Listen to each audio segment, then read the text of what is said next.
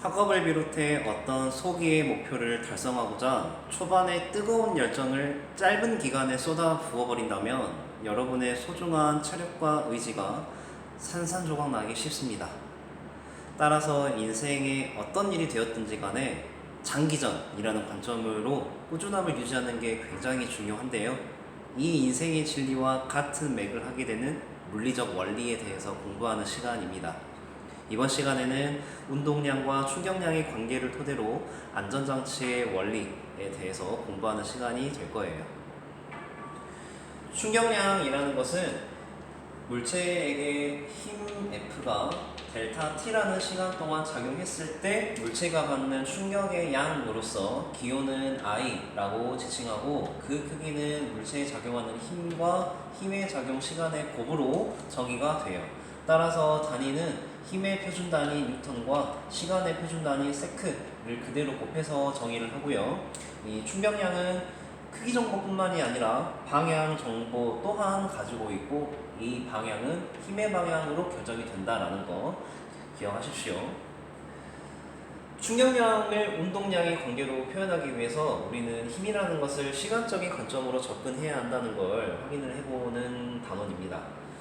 예를 들어서 질량이 m인 물체가 V0라는 속력으로 움직이고 있었을 때 힘 F를 델타 T라는 시간 동안 작용했다. 그래서 물체의 나중 속력이 V가 되었다라고 상황 가정을 하고 뉴턴 운동 제2법칙으로 식을 유도해내는 과정 밟아보겠습니다.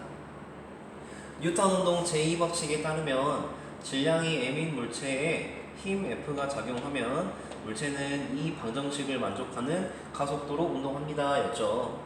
이때 가속도의 정의에 따르면 힘이 작용하는 시간 동안, 이 델타 T라는 시간 동안의 물체의 속력 변화였어요.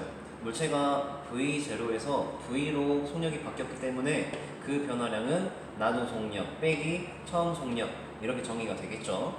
이 가속도 정의에 대한 식을 왼쪽 F는 ma에 대입을 해서 식을 정리하면 다음과 같은 관계식이 나옵니다.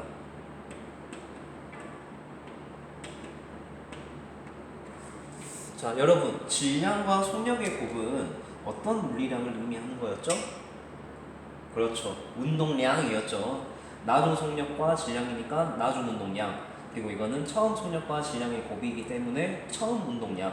결국 이 분수의 분자가 의미하는 것은 나중 운동량에서 처음 운동량을 뺀 운동량의 변화량이 되겠습니다. 운동량은 기호를 P라고 표현했죠. 그래서 이렇게 썼어요. 여기에서 시간항을 왼쪽 F 쪽으로 이항을 시키면 다음과 같은 관계식이 나와요. 힘과 힘의 작용 시간의 곱이 물체의 운동량 변화량과 같습니다. 그리고 여러분 아까 힘과 시간의 곱은 어떤 물리량으로 정의가 되었죠? 그렇죠. 충격량 I였죠? 따라서 우리가 얻어낸 결론 충격량 I는 운동량 변화량과 같습니다 라는 관계식을 우리가 얻어냈습니다. 이 관계식을 토대로 우리는 안전장치의 원리를 이해할 수 있어요. 안전장치의 경우에는 자동차의 에어백, 그리고 범퍼, 그리고 택배 박스 안에 들어있는 포장재, 야구 글러브 모두 다 사물이 되었건 물체가 되었건 사물, 물체, 사람 모두에게 작용하는 이 충격력, 이 충격 힘을 굉장히 작게 만들어줌으로 인해 물체가 안전하게 있을 수 있도록 해주는 장치인데요. 그 원리를 운동량과 충격량의 관계로 설명할 수가 있다는 걸 달걀 낙하 실험을 토대로 먼저 확인을 해보겠습니다. 질량이 똑같은 두 개의 달걀이 똑같은 높이에서 자유낙하 운동을 하여 하나는 유리바닥에 하나는 방석에 떨어져요. 여러분은 결과를 다 알고 있어요. 유리에 떨어지는 달걀이 깨지기 쉽죠. 그 이유를 공부하는 겁니다. 일단 달걀이 똑같은 높이에서 자유낙하 운동을 하여 떨어지기 때문에 바닥에 닿는 순간의 속력은 같을까요? 다를까요? 그렇죠. 같죠. 자유낙하 운동을 하는 물체는 같은 수직거리를 운동하게 되면 바닥에 닿는 순간 시간이 동일하기 때문에 속력 또한 같습니다. 그 속력을 V라고 가정할게요. 결국에 바닥에 떨어지고 난 뒤에 좀 시간이 소요되면 달걀들은 정지합니다. 유리에 떨어지는 달걀이든 방석에 떨어지는 달걀이든 결국에 정지하게 돼요. 자, 이렇게 속력이 변화되는 과정에서 달걀의 운동량 변화량을 정의하겠습니다. 유리에 떨어진 달걀의 운동량 변화량은 나중 운동량이 0이죠. 그리고 처음 운동량이 MV죠. 0 빼기 MV가 되기 때문에 마이너스 MV가 돼요.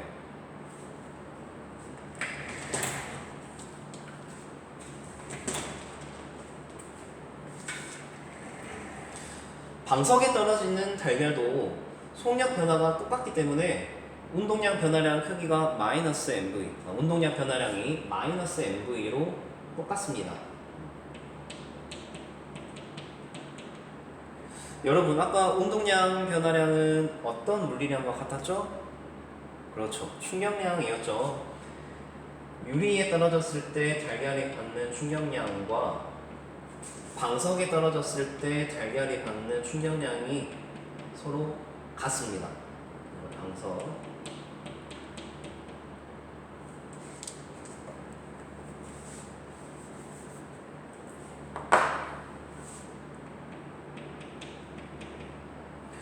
이 말은 어떤 걸 의미합니까?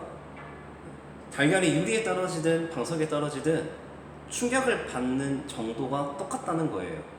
그런데 왜 유리에 떨어지는 달걀이 깨지기 쉽냐?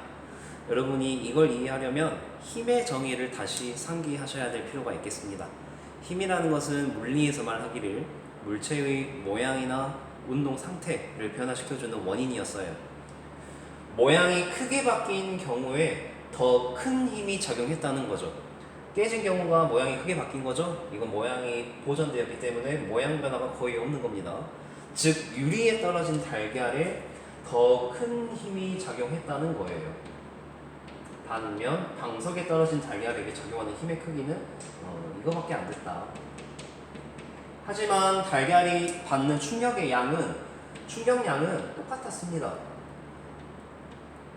충격량은 똑같은데 힘의 크기가 다를 수밖에 없던 이유, 그 이유를 여러분이 이해하시려면 이 충격량의 정의에 대한 공개식, 즉 물체에 힘이 작용하는 시간이 다를 수 있었겠구나를 떠올려야 돼요. 자, 유리에 떨어진 경우에는 이 힘이 작용하는 시간이 굉장히 짧았고, 그리고 방석에 떨어질 때에는 힘이 작용하는 시간이 굉장히 길었기 때문에 이만큼 힘이 그에 반비례하여서 크기가 결정이 되었다더라 라는 겁니다. 여러분이 여기서 꼭 주의하셔야 될 게 이 시간이 어떤 상황에서의 시간인지예요. 이 시간, 힘이 작용한 시간이거든요. 응당 물체에 힘이 작용하면 속력이 바뀌게 되죠. 이렇게 바닥에 닿은 직전부터 정지하기까지 걸리는 시간을 의미하는 겁니다. 절대 물체가 낙하하는 시간이 아니에요. 물체가 바닥에 닿아서 정지하기까지 그 힘이 작용하는 시간을 델타 T로 보는 거예요. 마찬가지로 이 시간이 델타 T 방석이고요. 따라서 정리하면 이런 안전장치들은 물체와 어떤 물체끼리 서로 힘이 작용하는 시간을 길게 지연시킴으로 인해서 그 물체가 받는 힘의 크기를 줄이는 원리를 활용한 장치입니다. 정리하면 안전장치는 충격량이 일정한 상황에서 힘의 작용 시간을 길게 지연시킴으로 충격력을 줄여주는 장치를 활용하는 것입니다 라고 말할 수 있으면 되겠습니다. 오늘 공부한 내용을 토대로 평가 문제 풀어보도록 할게요.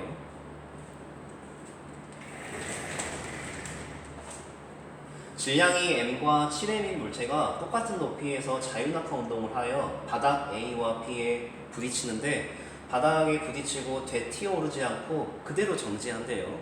그 상황에서 바닥 A가 물체에게 작용하는 힘의 크기 F, 힘의 작용 시간이 T였을 때 바닥 B는 물체와 작용하는 시간이 A의 7배라고 하니까 선생님이 미리 7T라고 써놓은 거고요. 바닥 B가 물체에게 작용하는 힘의 크기는 미정입니다. 그때 이제 보기에 있는 것들의 진위 여부를 확인할 텐데요. 일단 첫 번째, 바닥에 닿는 순간의 속력들. 질량이 다르지만 그거와 상관없이 자유낙하는 물체에는 수직 이동 거리가 똑같다면 바닥에 닿는 시간이 동일하기 때문에 바닥에 닿는 순간의 속력 또한 같죠. V로 같습니다. 따라서 기억 보기는 맞는 말이에요. 그 다음 두 번째, 물체가 받는 충격량을 비교하는 건데 충격량은 아까 어떤 물리량의 변화량이었죠? 그렇죠. 운동량의 변화량이었기 때문에 우리는 운동량의 변화량을 정의하겠습니다. 물체가 바닥에 닿아서 결국에 정지하게 되니까 나중 속력형 A에 떨어지든 B에 떨어지든 마찬가지로 0으로 수렴하고요. A의 운동량 변화량은 나중 운동량 0, 처음 운동량 MV 두 개를 뺀 값이니까 마이너스 MV가 되고, B의 운동량 변화량은 나중 운동량 0, 처음 운동량이 질량 7m 곱하기 속력 V예요. 그래서 마이너스 7mV 해서 B의 운동량 변화량은 마이너스 7mV.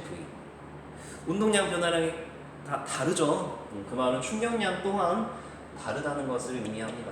따라서 니은 보기는 틀렸어요. 자, 그 다음 마지막 보기 디귿 FB를 정의하는 건데요. 여러분, 이 운동량 변화량이 아까 뭐였죠? 그렇죠. 충격량이었죠. 자, A에 떨어졌을 때 물체가 받는 충격량, 그 크기는 MV이고, 물체가 B에 떨어졌을 때 받는 충격량의 크기는 7MV였습니다. 그리고 충격량은 힘과 시간의 곱이었죠. FT가 MV였다면 FB와 7T의 곱이 7MV가 되기 위해서는 이 FB의 크기가 F가 돼야겠네요. 그래서 디귿 보기는 맞는 겁니다. 따라서 답이 3번이 돼요. 오늘 공부한 핵심 내용 정리하고 마무리하겠습니다. 오늘 공부한 내용에서 꼭 여러분이 기억하셔야 될 게 충격량을 정의하는 시, 그리고 충격량과 운동량의 관계를 정의한 시, 그리고 충격량의 안전장치의 원리를 설명하기 위한 운동량과 충격량의 관계를 꼭 기억하시면 되겠습니다. 선생님이 수업 초반에 인생은 장기전이라는 관점으로 꾸준함을 유지해야 한다는 이 맥락과 같은 물리적 원리가 이 내용과 관련이 있다는 것을 소개하고 싶어서 초반에 그렇게 말씀을 드렸던 거예요. 뭐가 됐든 길게 바라보아야 모양이 온전하게 유지가 되지만, 인생을 짧게 너무 단기간에 승부 보려고 하면 달걀이 깨져버렸던 것처럼 나의 소중한 체력과 의지가 산산조각 나기 쉽다라는 겁니다.